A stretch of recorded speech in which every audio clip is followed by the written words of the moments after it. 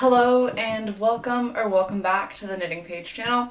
If you're new here, my name's Paige and I'm the face behind the Knitting Page.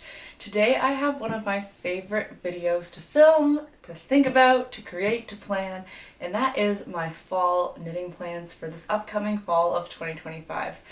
As you can see, I have changed locations and I have created this really cute little knitting nook in my living room that I'm really pleased about. And I'll include like a picture of the entirety of the knitting nook. It's something that I feel like really proud of. It's something that I'm like excited to sit down and film. It feels very aesthetic. It feels really great. And I'm just excited to sit down and film today. And so I will get straight into it. I posted a video recently about how to create these knitting mood boards that I have gone through and created throughout the past few seasons.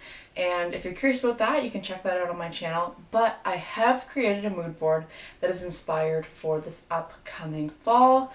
And as you can see, the big theme of the mood board, or of like a color palette, is navy this upcoming fall. I am channeling that by wearing this navy vest that I thrifted, but I find that navy is a color that I have turned to time and time again ever since I was a child, into my teenage years, my early adult years, and I'm still an early adult, and navy is just something that I constantly reach for, and to me it's that neutral that replaces black, and so I really wanted to have a few knitted navy pieces in my wardrobe, and I currently have only one. It's the Cumulus blouse by Petite Knit, and I knit it using double-stranded mohair in a hand-dyed lot, or a hand-dyed mohair, and the two different skeins that I used, or I guess the three different ones that I used, are not the exact same color, and it was before I had really known about like color lots and dye lots and like doing helical knitting to have that smooth transition, and it's not a piece that I reach for very often. And so this upcoming fall, I'd really like to have a few navy pieces created this fall so that they are timeless pieces that I can grab time and time again. So you're going to see a lot of navy in this upcoming fall plans video, and that feels really good to me because they're pieces that I really think I'm going to enjoy for generations to come, or like years to come. So let's get straight into it. If you've been around for a while, you've probably watched my Hot Whip summer video, and I'm really proud of the whips that I was able to work through this summer with allowing myself for a few new cast-ons. One whip that I was really hoping to finish was the Maja cardigan, which was a test knit for We Made Wardrobe that I unfortunately didn't meet the deadline for, but I do have it in my fall plans. And it's the reason I didn't finish this summer was because it's knit with a single strand of fingering weight wool and a really fluffy alpaca yarn. I'm using alpaca whisper, I believe, or alpaca mist, and I'm also using Einband, and it's just a very cozy warm sweater. It's knit on a 6mm gauge. And obviously, as you can see, it's not a brand new plan because I did start it this spring. It was just too hot to work on this summer, and so I'm really hoping to finish this up. I have recently picked up the button band for it, and I'm working through the double knit button band. But this, as you can see, is going to be a navy cardigan that I'm hoping I can throw on throughout this fall, this winter, and have it be a really cozy piece. And so this is the first plan that I'm planning to tackle because it was part of my Hot Whip summer. I'd love to get it off my needles. If you've watched my recent podcast, you've seen me talk about the Lakes pullover. This is also in navy, but this is not a pattern for myself, or I guess this is not a project for myself. So the Lakes pullover is this beautiful saddle shoulder pullover, plain stockinette by Ozetta. I've made the Lakes pullover v-neck version that was supposed to be for my dad, then it wound up being for me. And this Lakes pullover is one for my partner, who I am going to be calling Mr. Running. If you've watched Woozy by Celine, you'll know that she calls her partner Mr. Woozy, and I just think that's really cute. And so my partner and I both run, and so he's going to be called Mr. Running from now on. But this is a pullover for Mr. Running, and I am going to be knitting myself a matching one. Navy is his favorite color, and it's my favorite color to wear, and so he asked me to knit him a pullover for this upcoming fall, and I thought that that would be a really cute thing to have for the fall, for us to have these like matching navy sweaters. I debated about using the same yarn. This is Peruvian Highland Wool by Filcolana for myself, But I had a different idea a couple days ago, and so I went out and I got some Briggs & Little Heritage in the colorway Midnight Blue. It has this beautiful heathering to it that I think will be really nice, and Mr. Running and I are fairly similar in size, and so I'm knitting the extra small for him and I'm going to knit the small for myself, and I really didn't think that I needed two of the exact same sweater just in a different size, and so I thought using a different navy yarn would be nice so that they're still going to be the same pattern. They're still going to be the same color, but they're going to be slightly different. Mr. Running is taller than me, and so his sweater is going to be longer than mine. Mine's going to be shorter, more boxy, more oversized, but they'll both be a navy legs pullover. The other point is that Heritage by Briggs & Little is one of the most affordable yarns you can find out there. It's $7.50 Canadian dollars for an 100 gram skein. I picked up 10 skeins of Heritage because my other plan is to knit myself a matching set, and I have this yarn from Bon Tricot, which is the Espace Tricot. Bon Tricot is like their hand-dyed yarn, but I picked up the skein when I was visiting my friend in Montreal a couple of years ago now, and it's just like a one-off skein. There's 50 grams of it, and so skirt number 1 uses an Aranway and a mohair held together to knit this really beautiful skirt, and so I thought that knitting myself a Lakes pullover in this navy and then knitting a matching skirt using Heritage and this one single skein of 50 gram mohair that I have would be a great way to get this skein out of my stash. It'd be a great cute little matching set. A lot of the ones that I have favorited are either color work or their fingering weight, and I think doing this errand bigger needle skirt and sweater will be really great just to see proof of concept. Do I love a knitted set before I go and invest the time of knitting a matching sweater and skirt on a 3mm needle? It's a lot of knitting, I'm willing to do it, but I just want to make sure that I do this chunkier set first so that I can fly it off the needles this fall and have the little cute set. And if I wear it a lot, it'll give me kind of an idea of okay, I do want to invest in knitting one at a 3mm gauge that maybe looks a little more store-bought and a little more polished than a thicker weight yarn. But a Lakes pullover for myself, finishing the Lakes pullover for Mr. Running, and then knitting myself a skirt number 1 to match the Lakes pullover is in the plans for this fall. Skirt number 1 I think will be a really great, you'll see I have a textured sweater dress coming up, and I think skirt number 1 will be a nice cleanse that'll fly off the needles, and I think I'll get a lot of wear out of it because I do love a good navy outfit, and I think it will be really cozy for the later days in the fall and into the winter when you just want a nice cozy up. Having a mohair skirt I think will be lovely here, especially in the Halifax, Nova Scotian winters that can get very cold. Next on the plan, I'll switch. I have 2 more navy projects, but I will switch to a different color. And I'll talk about my textured dress that I plan on knitting. And so the dress that I'm planning to work on, or that I actually have started, as you can see, is the Waffle loop dress by Other Loops. This is a pattern that I talked about it in my last podcast, but I'm just obsessed with the look of a really oversized sweater, an oversized shirt on underneath, and a mini skirt underneath that with some tights and some high boots. I think it just looks really classy, really chic, really fun, and I think it's something that I could see myself wearing a lot. I picked up some, again, Briggs & Little Heritage, this time in the colorway Sheep's Grey.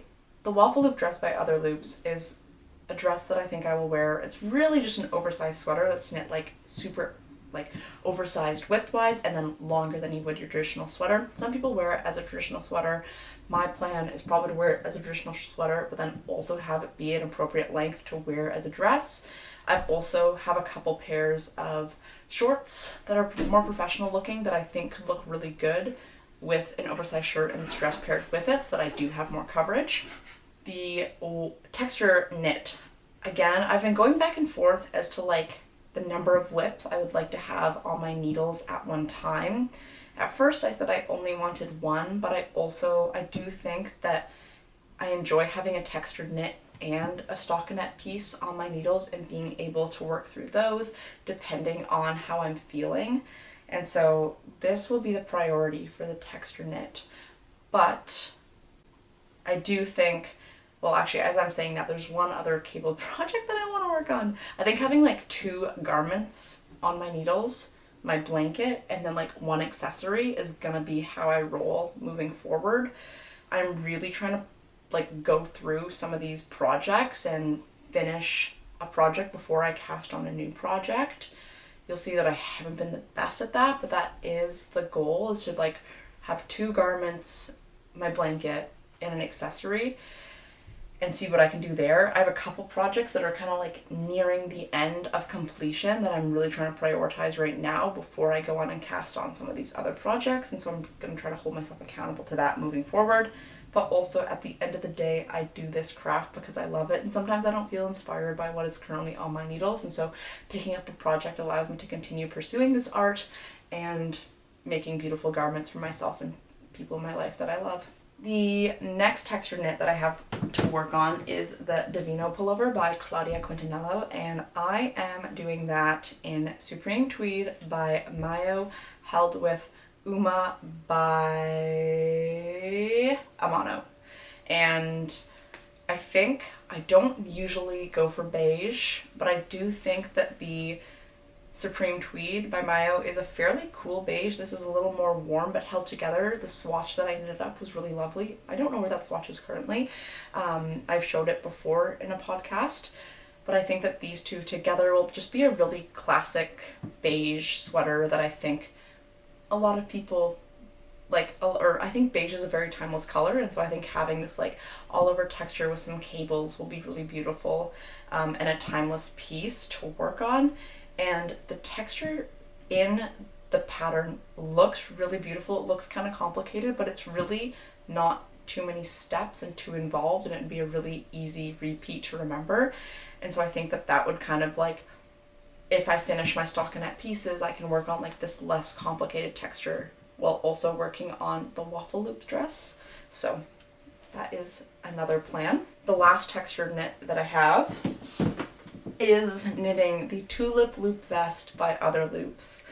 Yeah, I'm not being super diverse in the designers. Well, I guess I have my favorite things: Knitwear for skirt number 1, Ozetta, Other Loops, Claudia Q, and those We Made Wardrobe, Rose Knitwear. I lied. I have a quite amount of diversity, but I do have 2 Other Loops projects that I'm hoping to work on this fall. And the Tulip Loop vest by Other Loops is a vest that I think is really gorgeous and can contribute to that like oversized chic, pair it with a mini skirt and an oversized shirt look that I've really been craving. And I think if you are a knitter, and I assume you are if you are watching this, you can probably appreciate like the beauty that and like the quality of our handmade items that you really can't recreate in the like commercial market.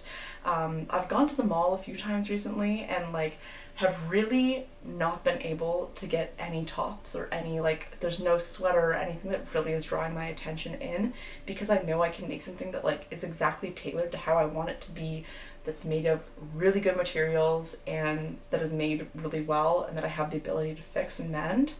And so these oversized vests, I know they're trendy, but I think a navy one, I just finished the Tulip Loop sweater, which I'll talk about in my upcoming podcast, and I loved knitting that, especially the body of that sweater, and I love the finished project of it. And so the Tulip Loop vest is a really great pattern. I have purchased it, and what I think is really awesome about it is it looked really polished, but there's actually no finishing on the armhole edges. And if you're like me, sometimes doing those like final touches of a project, you either rush through them or like they take a long time to complete. And so only having to pick up for the neckline and not having to do the edges is really, what's the word? Like it's really enticing and like really wants me to knit that. And I also don't have anything with a split hem, and I think the Tulip Loop vest knitted oversized with the split hem would just allow for a lot of flow to create that like look of like being oversized and classy, with the oversized shirt on underneath and like a mini skirt or like a nice pair of trousers. I just think that would look really sharp for a more professional setting, such as when I'm in the classroom teaching. And so I'm going to be using Germantown for my stash. I have 4 balls of this. I have knit the Olives vest from the Knitting for Olive pattern book with the same yarn, and it's one of my go-to favorite pieces. It is a little more cropped, and so I'm planning to knit the Tulip loop vest a little longer. Depending on, I haven't like looked at the measurements in terms of length for the pattern, but I do want it to be a little longer so that I can wear it with some of these like longer shirts and not have to show too much shirt. But the Tulip loop vest by Other Loops is another navy that I'm hoping to knit this fall. And the last like new cast on, that this is probably like my softest plan, that and the Divino, but I really have loved my Cognac cardigan, and I've been loving brown. I have 200 grams of Topsy Farms fingering wool that I had picked up when I was living in Kingston in this like really rich dark brown color. And I also picked up a while ago this dark mousse in Knitting for Olive silk mohair. And I think holding these two together and knitting another Cognac cardigan is something that I would get a lot of wear out of. I currently wear my like gray Cognac cardigan probably once a week, if not more, during the colder season. And I think since I only have 200 grams of this, it really limits the sweaters of the cardigans that I can knit with it. But because the Cognac is knitted at such a loose gauge, it's knitted on 6mm needles, and so A, knitting a cardigan on 6mm needles flies off the needles, and B, it allows me to use less yarn and still get a full garment out of it rather than knitting like a t-shirt with like, this is quite a rustic yarn. I don't mind rustic yarns, but I think that like this would be really lovely in a cardigan, and I just think like the espresso brown color is like, it's on trend, and it like works within like the color palette that like I usually like gravitate towards. And so a Cognac cardigan in the Knitting for Olive silk mohair and this Topsy Farms wool is something that whether I get to it this fall or whether it turns into like a winter plan, I have the pattern, I already have proof of concept that I love that cardigan. I think it would be something that I would reach for time and time again, and I do already have a lot of brown in my wardrobe that I can pair with it. I might do the I-cord edging instead of the twisted rib on the Cognac to switch it up a little bit, but again, that like double knit button band, they're so annoying to knit, but they look so beautiful. I think it would be a really lovely touch, and that this would become a cardigan that I would reach for over and over and over again. And then the last project, you've seen it before, but my mix-up blanket by Rose Knitwear is a blankie that I'm hoping to work on throughout the background this fall. It's knit in Oliver garters. You can see it has really funky stripes. I'm doing it in grays, browns, and blues. There's a couple stripes that will have white, if not only one stripe that will have white in it. But I really would love to have this done for the fall so that I could have it to cozy up with throughout this winter.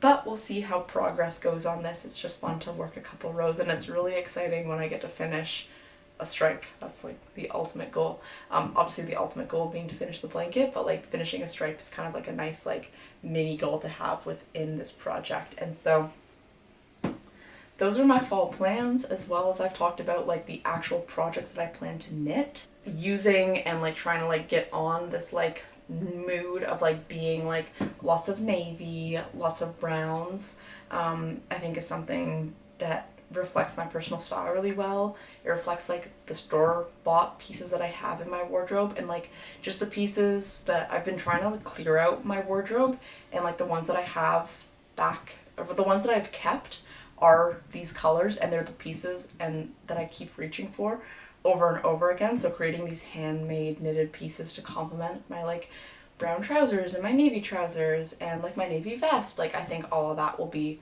really like a high utility, they'll all be high utility pieces that I will make.